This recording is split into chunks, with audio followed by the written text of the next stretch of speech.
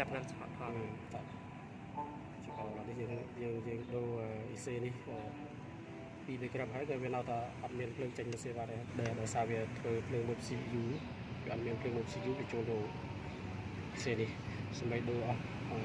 buôn làm cái này cái nào thật chanh nó dương bên đom sập kè vía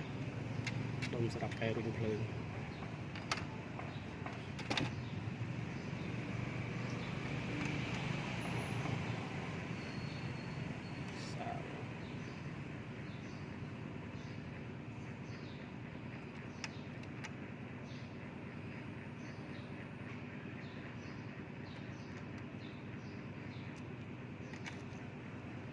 cái này bố cái này đỏ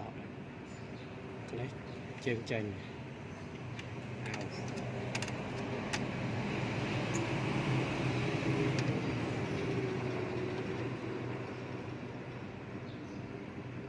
đỏ áo đi bố áo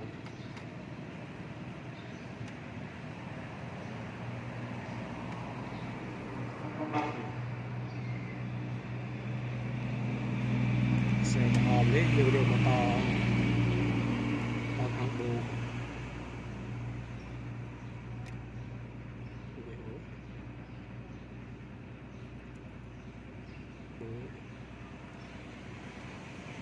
xe không nào đấy to thằng đỏ nữa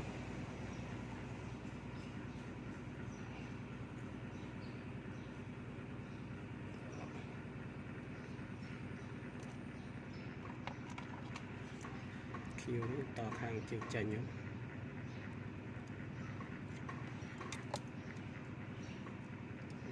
vào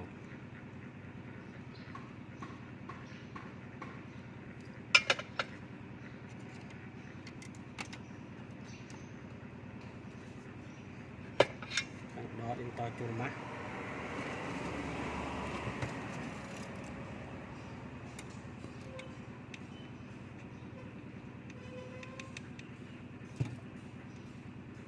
mà đi gì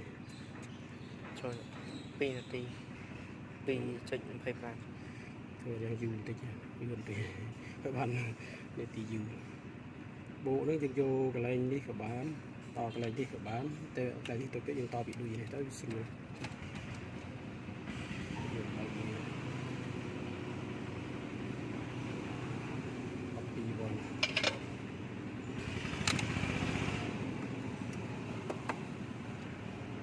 đi với đường đọt đuôi mũ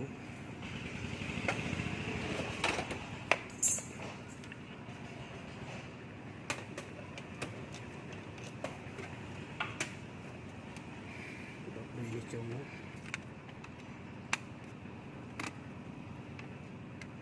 nước chanh này cho dân sợi hạt lê rồi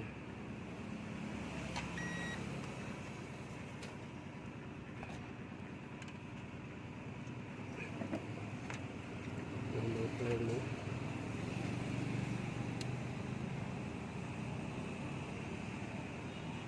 chanh nhé một phẩy một mùi bò khăn thọt là tận đi khơi phẩy một mùi là dân sợi bật thoi về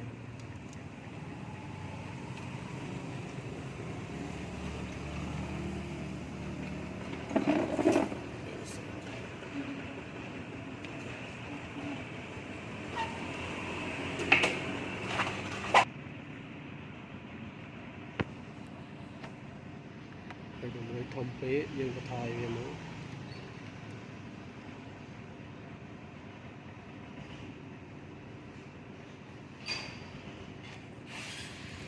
thọt vô nền cả khơi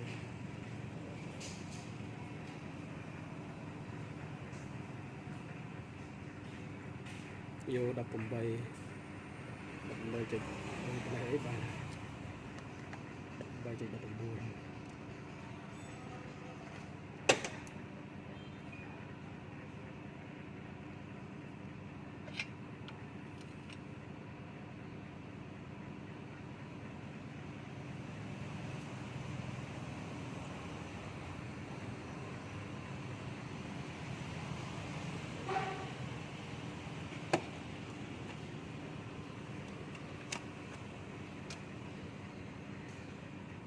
យើងតវាចូលកន្លែងជើងយត់នេះ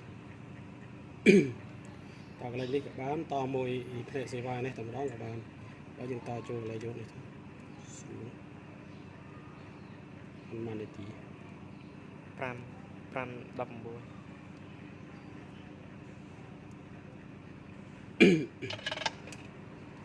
nữa ta chụp lên thì mình nữa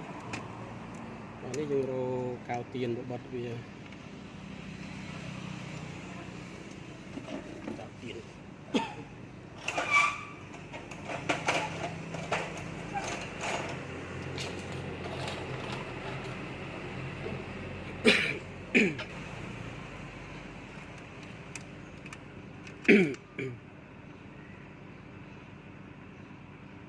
nhưng chẳng bị trôi lên rồi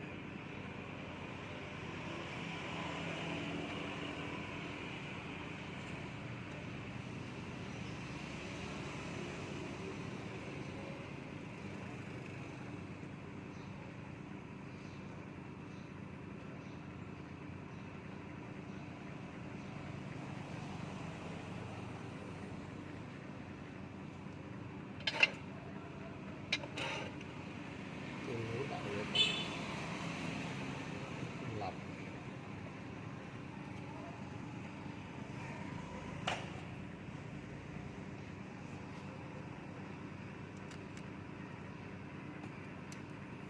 lọc từ đó vô cho đem đặt nữa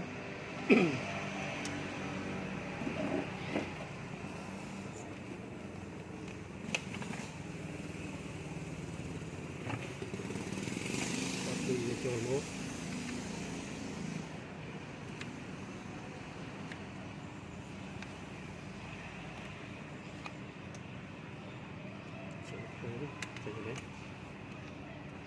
rồi cái đầu đi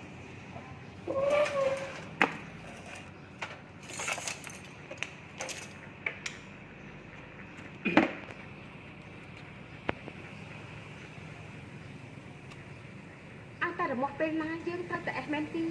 เป็นแอร์ไทยก็ทนายจะเจอดอกบังตามมาเจ็ดทองเราปีอาการระบบมันก็